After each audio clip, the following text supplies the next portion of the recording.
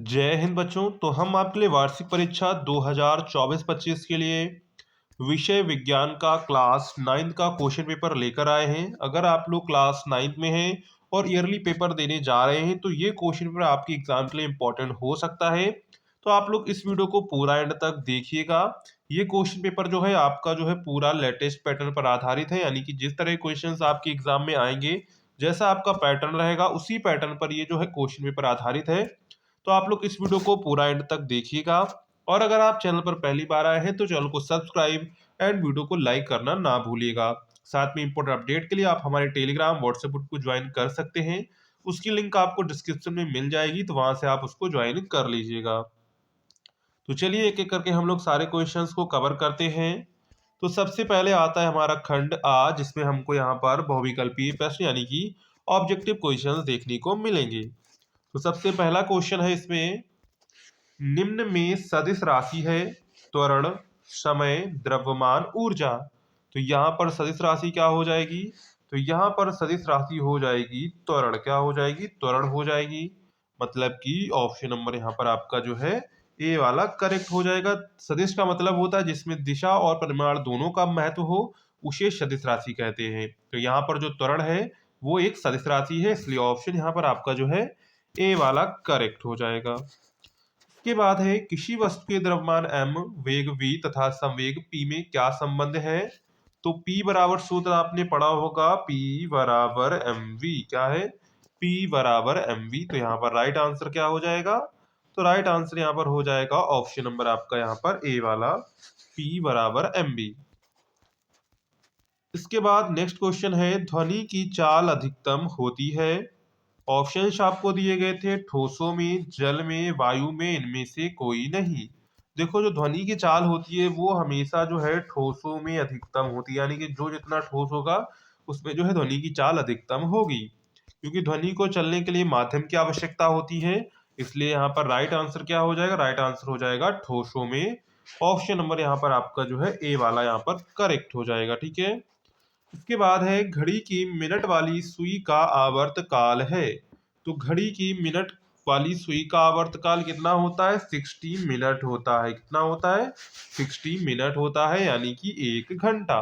तो option number यहाँ पर आपका जो है का वाला यहाँ पर करेक्ट हो जाएगा। ठीक है। देखिए, ये याद रखिए, आवर्त काल का मतलब है कि वो अपना पूरा चक्कर कितने मिनट में लगाती है। जब मिनट वाली सुई है तो पूरा चक्कर 60 मिनट में लगाएगी, अगर सेकंड वाली है तो 60 सेकंड में लगाएगी, अगर घंटे वाली है तो 12 घंटे में लगाएगी। ठीक है। तो यहाँ पर क्या राइट आंसर हो जाएगा? तो राइट आंसर यहाँ पर हो जाएगा 1 घंटा। ठीक है। ऑप्शन यहाँ पर आपका जो है ए वाला करेक्ट हो जाएगा। इसके बाद है, गुरुत्वीय त्वरण जी तथा सार्वत्रिक नियतांक जी में संबंध है। इसका सूत्र आपको पता ही होगा, जी बराबर क्या होता है? जी बराबर m1 m2 बटा R square upon capital G. इसके अकॉर्डिंग यहाँ पर हमारा राइट आंसर क्या हो जाएगा? तो राइट आंसर यहाँ पर हो जाएगा ऑप्शन नंबर आपका ए वाला। ठीक है। ये वाला आंसर ऑप्शन ए, जी बराबर capital G upon M upon R square. इसके बाद नेक्स्ट क्वेश्चन देखते हैं। तो जब कोई पिंड मुक्त रूप से पृथ्वी की ओर गिरता है तो इसकी कुल ऊर्जा। ऑप्शंस आपको दिए गए, अचर रहेगी, घटेगी, बढ़ेगी, पहले घटेगी फिर बढ़ेगी। तो यहाँ पर जो उसकी कुल ऊर्जा होती है वो हमेशा क्या रहती है? नियत रहती है। क्या रहती है? नियत रहती है, यानी कि अचर रहेगी। ऑप्शन यहाँ पर आपका जो है ए वाला यहाँ पर करेक्ट हो जाएगा। ठीक है। इसके बाद नेक्स्ट है, संवेग परिवर्तन की दर बराबर होती है। तो संवेग परिवर्तन की दर बराबर होती है बल के, त्वरण के, वेग के, इनमें से कोई नहीं। तो यहाँ पर जो संवेग परिवर्तन की दर होती है वो सदैव बल के बराबर होती है। F बराबर क्या होता है? Delta P upon delta T. ठीक है। यानी कि संवेग परिवर्तन की जो दर होती है वो बल के बराबर होती है, इसलिए यहाँ पर ऑप्शन नंबर आपका यहाँ पर जो है ए वाला ही करेक्ट हो जाएगा। ठीक है। इसके बाद आगे बढ़ते हैं। प्राचीनतम वस्तुओं की आयु ज्ञात करने के लिए किस समस्थानिक का उपयोग किया जाता है? H3, C12, I131, C14। तो यहाँ पर राइट आंसर क्या हो जाएगा? राइट आंसर हो जाएगा C14 का प्रयोग किया जाता है। तो ऑप्शन नंबर यहाँ पर आपका जो है डी वाला करेक्ट हो जाएगा। ठीक है। इसके बाद है, न्यूट्रॉन की खोज किसने की?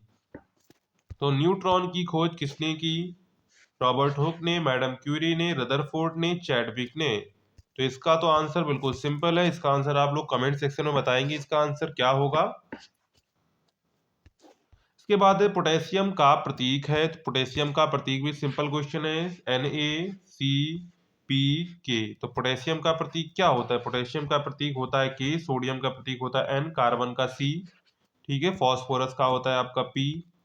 इसके बाद जल में नमक को विलय करने पर बनता है। तो जल में नमक को विलय करने पर पायस बनता है, यौगिक बनता है, तत्व बनता है, समांगी मिश्रण बनता है। तो यहाँ पर राइट आंसर क्या हो जाएगा? तो क्या बनता है? तो बनता है वो समांगी मिश्रण, इसलिए ऑप्शन नंबर यहाँ से आपका जो है डी वाला यहाँ पर करेक्ट हो जाएगा, समांगी मिश्रण। इसके बाद है सोडियम धातु का इलेक्ट्रॉनिक विन्यास है। तो सोडियम धातु का इलेक्ट्रॉनिक विन्यास है, तो सबसे पहले आपको पता होना चाहिए कि सोडियम का परमाणु क्रमांक कितना होता है? 11 होता है।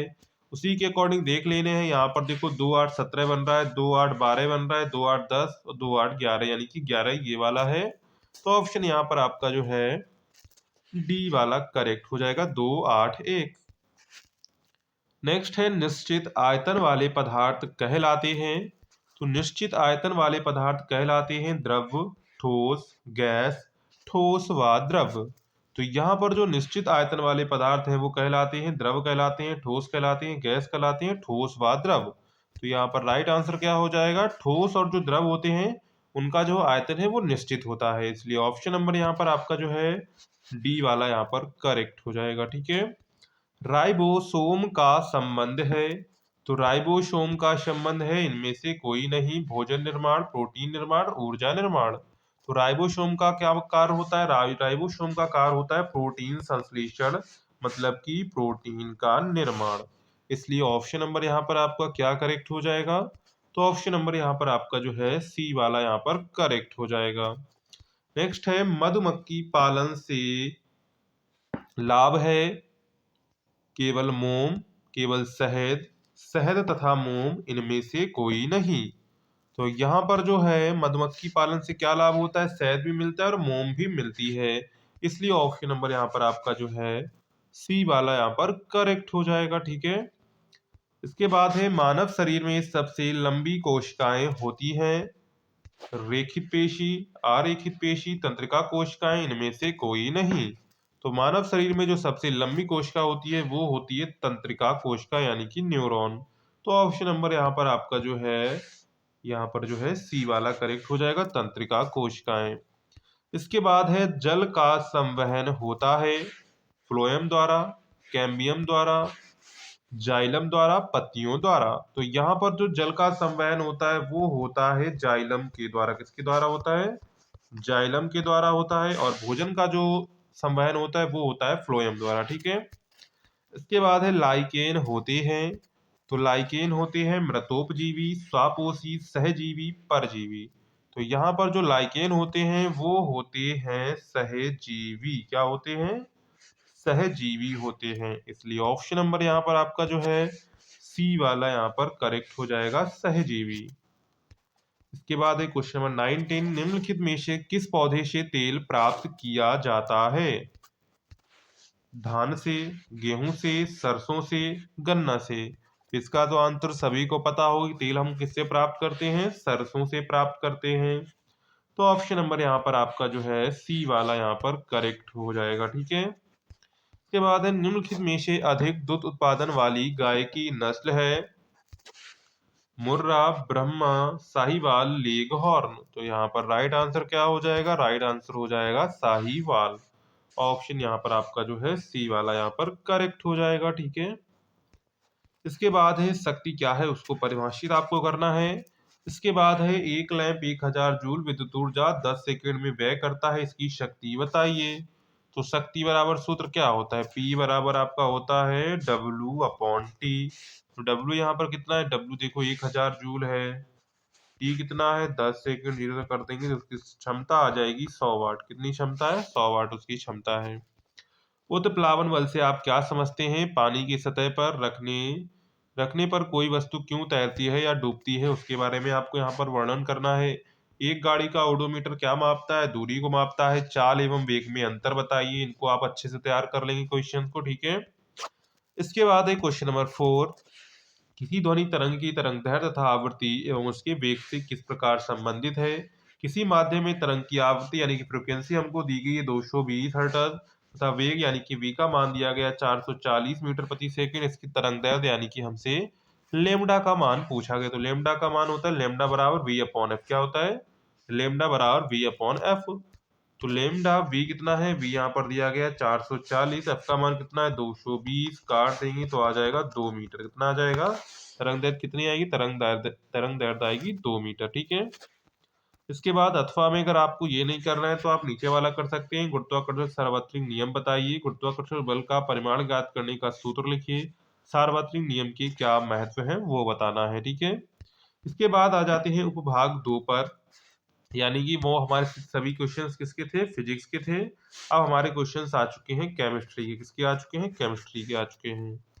तो पदार्थ के कणों की क्या विशेषताएं हैं वो आपको यहाँ पर लिखनी है। निम्न में कितने परमाणु विद्यमान है बताने हैं।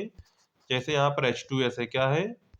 H2S एक अणु है जिसमें हाइड्रोजन के 2 परमाणु हैं, सल्फर का 1 परमाणु यानी कि 3 परमाणु है, ठीक है।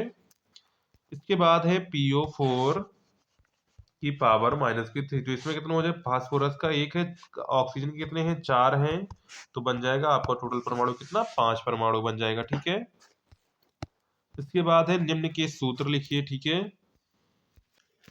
पहला यहाँ पर आपको दिया गया है सोडियम ऑक्साइड। तो सोडियम देखिए, सोडियम का पर सोडियम कितना? H पर +1 होता है। ऑक्सीजन पर आए तो कितना होता है इसका? इसका होता है -2। इसका इधर गुणा होगा, इसका इधर गुणा होगा तो बन जाएगा Na2। कितना बन जाएगा? Na2, यानी कि इसका गुणा इधर होता है, इसका गुणा इधर होता है। ये आपको टीचर ने पढ़ाया होगा। तो सोडियम ऑक्साइड का यहाँ पर सूत्र क्या बन जाएगा? Na2O। इसी प्रकार एल्यूमिनियम क्लोराइड का बन जाएगा AlCl3। क्या बन जाएगा?